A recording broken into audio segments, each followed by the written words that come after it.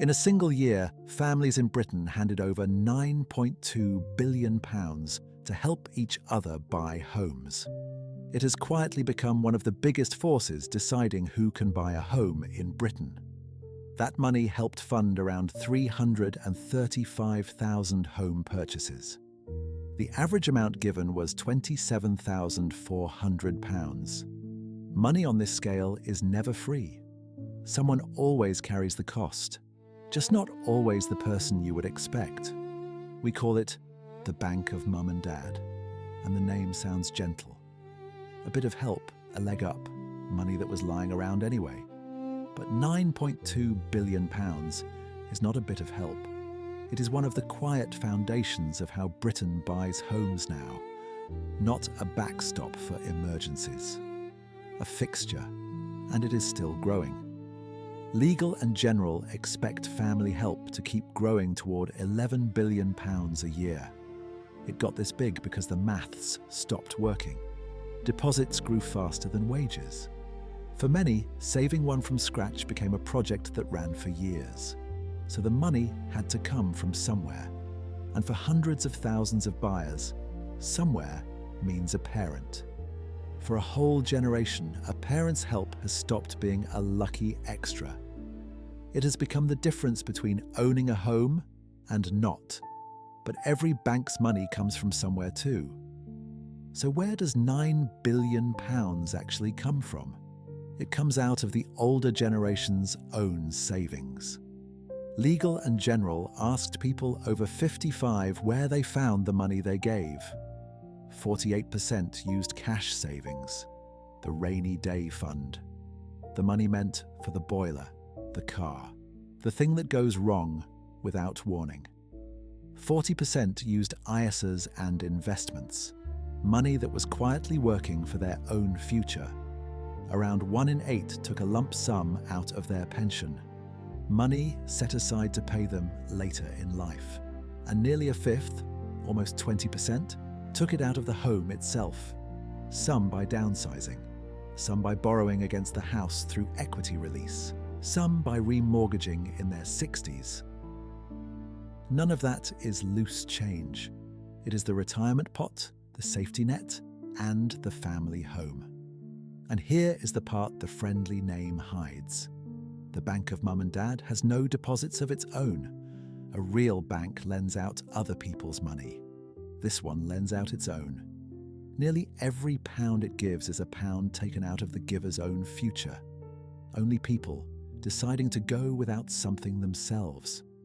So what does that cost the people doing the giving? Quite a lot, as it turns out. Of the family members who gave money, nearly half said they felt less secure about their own finances afterwards. 49%.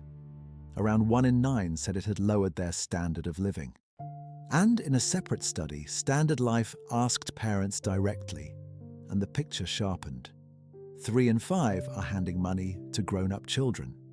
3/4 of them say it has reached their own finances, not their children's. And the cost tends to land in the one place that is hardest to rebuild.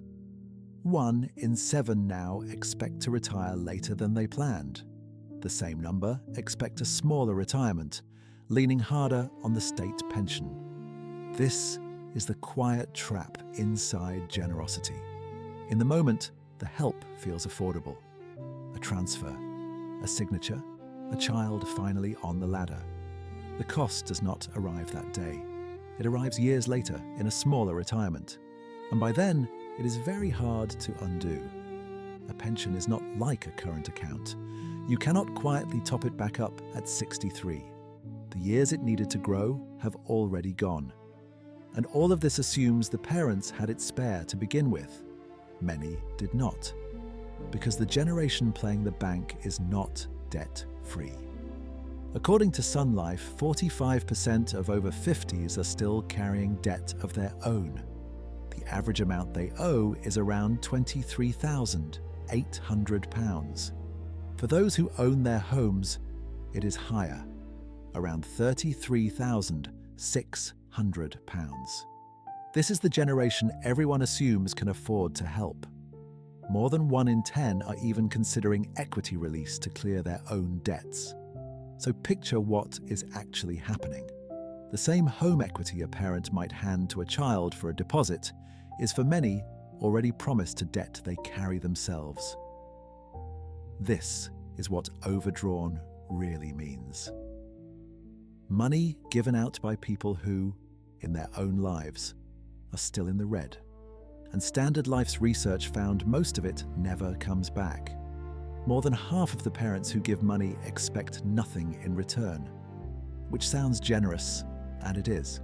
But it also means most of this money has no terms, no paperwork, no date, no protection. If the parent later needs it, there is no clean way to ask for it back. If a relationship breaks down, no one can say for certain whose money it was. None of this is an argument against helping your children. And it is not a charge against young people who took the money. For many of them, the alternative was being shut out of a home for years. The pressure here is not a family failing, it is structural. A housing market made family wealth a condition of owning a home. Then, it quietly passed the cost to whichever generation could absorb it.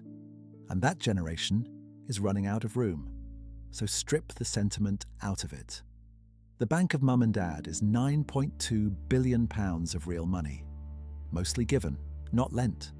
Drawn from the savings, the pensions, and the homes of people who are already carrying their own debt. The warmth is real. The love behind it is real. But so is the cost. It just arrives later and quieter on the giver's side of the ledger. The numbers cannot show the rest. A parent saying yes while privately doing the sums. A son or daughter who never finds out what it actually cost. Both acting out of love. Both standing inside a system that priced one generation out and asked the other to cover it. 2 generations, paying for the same problem from opposite ends. Helping family is not the mistake. It is one of the more decent things people do with money. The part worth slowing down for is the part that stays hidden. Knowing what the help takes out of your own future before you give it.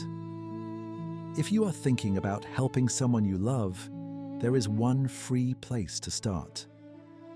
Money Helper is the government-backed guidance service, and it has nothing to sell you.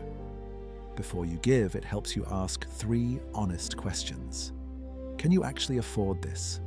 Is it a gift or a loan? And if it is a loan, is it written down? Not to stop you helping, but to help you do it with your eyes open. Because the kindest version of this is the one you can afford to give. If this put words to something in your own family, this channel exists for that. You can subscribe for more calm, documentary-style stories about money, debt, and modern life in the UK.